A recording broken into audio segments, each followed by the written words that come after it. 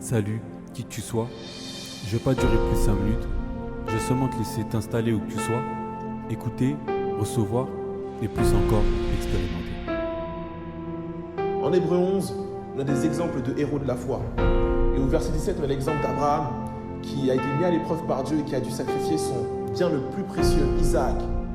Et au-delà d'être son bien le plus précieux, c'était aussi sa destinée.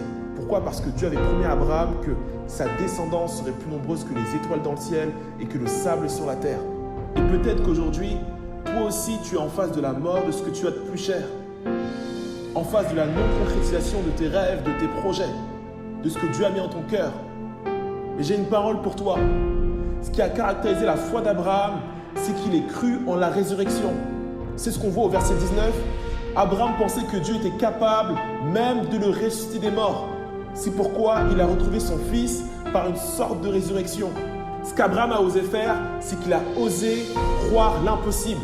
Et ce qu'Abraham s'est dit en montant sur la montagne, c'est que même si Isaac meurt en sacrifice, je sais que mon Dieu sera capable de le faire revenir entre les morts parce que Dieu m'a fait une promesse. Et je m'appuie sur cette promesse. Malgré cette circonstance, je crois que Dieu est capable de faire l'impossible.